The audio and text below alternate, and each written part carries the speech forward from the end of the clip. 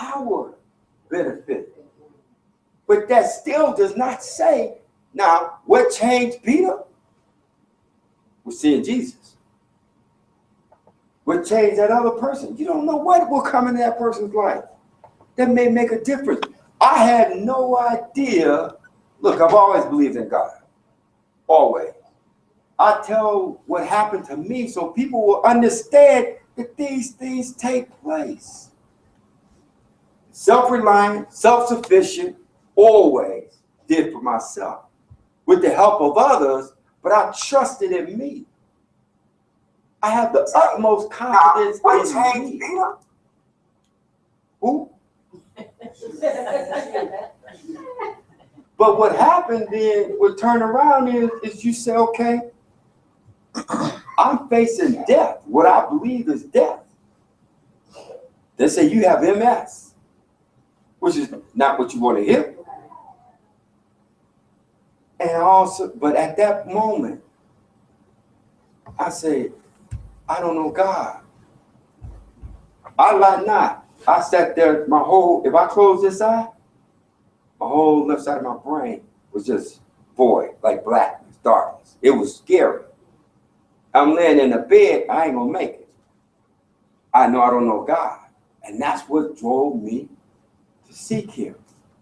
I didn't ask for to get better. I didn't ask him to heal me.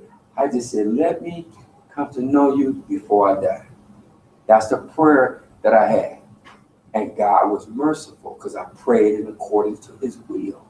And then he opened it up, even to the point where I said, Lord, I don't need to know all this. Why do I need to know this? I'm telling you, I sat there because I'm saying, I don't want to be responsible for nobody else. I have enough trouble taking care of me. She said last week, well, you said 60. I said 60 and 10 by strength. She said, but you just said 60. It wasn't a doctrinal question, but it was the fact that she said, well, you made a mistake. I didn't make no mistake because I'm afraid to. Because if I don't tell you something right, I get held accountable for that. Who wants that? When you look in the Bible, when brothers were sitting up here talking about, I want to teach, can't nobody ever come to you and tell you who should say he wanted to teach. Because if they do, they lie. I know, because I know the responsibility that go with it. He tell you can read in Ezekiel when he said I made you a watchman. You blow the trumpet. If you warn the people, the sword come, take them away, they're going to die in their iniquity, but you to save yourself. But if you don't warn the people, and they come, they die, they still going to die in their iniquity. But then, I'm going to cry the blood at your hand. I would rather just sit there and say, let me be right and try to save myself. But it's all in your mind. So you can't, the bottom line, you can't know what's going on. In Hebrews, the 10th chapter, what he's talking about here is to address this. You can't go from 10 till you go to 25. As I started,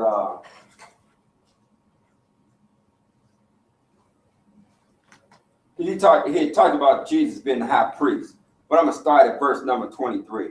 He said, let us hold, this is Hebrews 10 and 23, because she had asked about, what about if we sin willfully? How does this all pertain into this? He said 10 and 23, let us hold fast the profession of our faith, or the confession of our hope, what it is that we have. And again, our hope should be that God's going to raise us from the dead. That's the belief that we should have. He said, let us hold fast the profession of our faith without wavering, for he is faithful that promise. Again, we believe that God is able to do all that he's promised, that he has the ability and the power to raise us from the dead. And let us consider one another to provoke unto love and to good works. In other words, you encourage one another when you're weak and everybody is in need of strengthening. Nobody's faith is of the such that they don't need somebody to help them. He said, so you let us provoke one another unto love. You encourage one another. He said, not forsaking the assembling of ourselves together as a matter of some is. In other words, like you say, I'm not going to go on the Sabbath. Okay? But exhorting one another, and so much the more as you see the day approaching. Because this is what happens. When you don't go on the Sabbath, and you don't go this Sabbath, your faith is being weakened. Because you're not being fed. You come so that people say they go to church for a whole lot of different reasons. But you should come to be strengthened by the word of God. That's how he helps you. That's how he helps the weary and the weak. You hear what thus say the Lord. If you're feeling bad, you read these scriptures, your situation still going to be the same. But your outlook will be different. Yeah, that's true. That's where you get the strength from. Then he said, but now this person has said they've forsaken assembly, they're not going no more. And Paul said, look, if you sin willfully after that we receive the knowledge of the truth, there remaineth no more sacrifice of sin. In other words, if you turn your back on God and you say, hey, I'm just out here, and you doing your due, he said, you can't look to Jesus to save you because you done rejected him. But in the context of what we're saying, at that point, that person is saying, I don't want God in my life. I'm tired of God. But if that person, and that's the but and the if the person turns and says, Lord, forgive me, what is God going to do? That's the thing. You can't say that person is going to turn. Therein lies the problem. We don't know the heart. All we know is we think we know what we see, and we don't know half of that. You pray for a person, you pray for, what did Paul say? My heart's desire that all of Israel shall be saved. Is all Israel going to be saved? No. He know that, but that's still his desire that they be saved. You pray for people, I pray for people, then people ain't think about me. But I still pray. That's the challenge. God, you're not praying contrary to God. Now, am I praying for a false prophet? No. Other than the fact he get what he got coming. But for an individual, we get lost. I was lost. We all are out here. We were all lost before we came to the truth. And what I would hope, like I used to tell my wife, don't let me go out here looking crazy now. If I say, they say, boy, you look crazy. I'm gonna say, why you didn't tell me? You want somebody. If you get lost, you ain't gonna want nobody bugging you.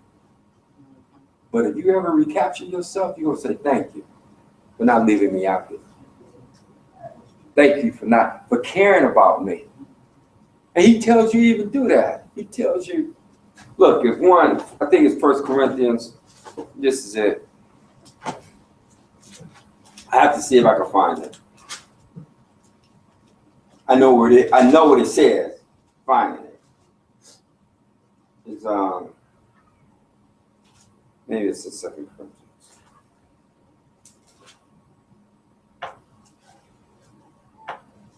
He said, if a brother be overtaken with a fault, what do? You that are spiritual, you restore such one in meekness. You don't look at him and say, oh, hey, they know what I know, they on their own. They shouldn't have did. Right.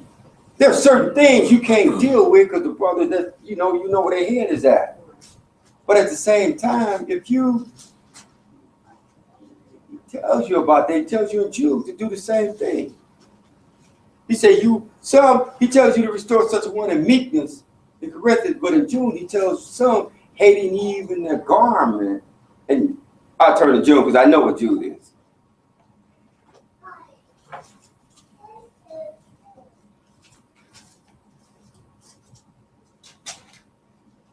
Jude It's only one chapter. That's why I know I can find Jude.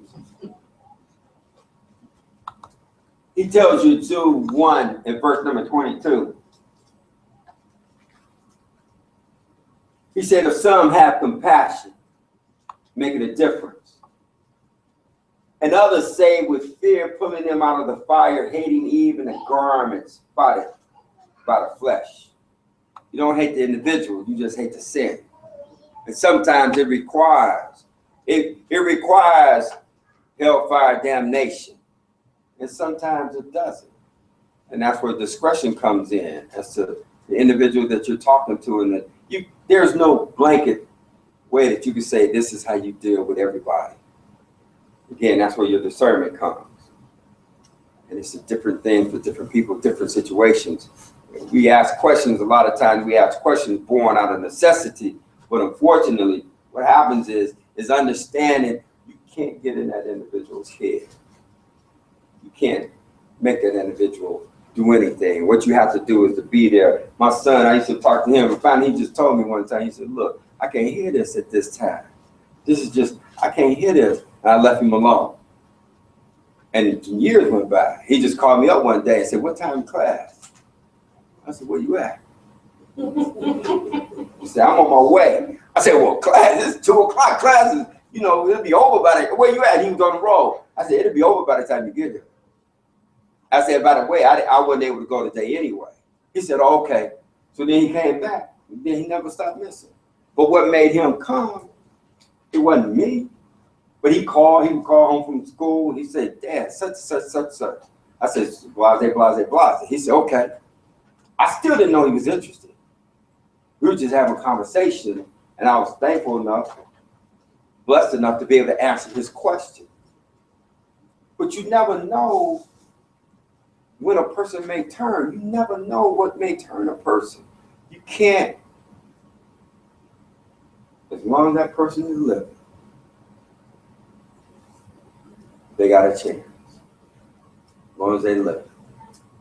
I mean, they'll pay for the price they make. They'll pay for the consequences that they've gotten themselves in. But as long as they still got breath within their body, ain't but one loss. Jesus told you that. That's Judas. That's the only one.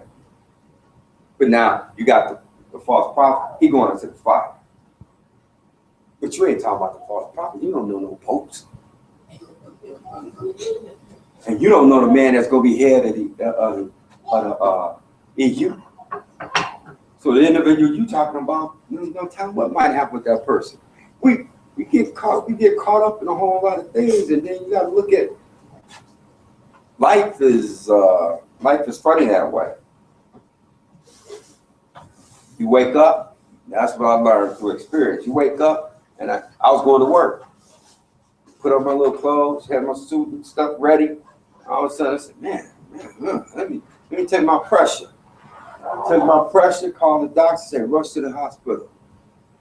And everything. And it ain't, now as my son said, it ain't been the same since. Nah, that's how life is, Anna was reading her talking, the next thing you know, you say, hey, such and such and such and such. Things ain't been the same since. We'll never ever be the same. But all those things, that's a testing of your faith. And you see where you at. And everybody's different, It's just different. So hopefully that answers your question. Okay.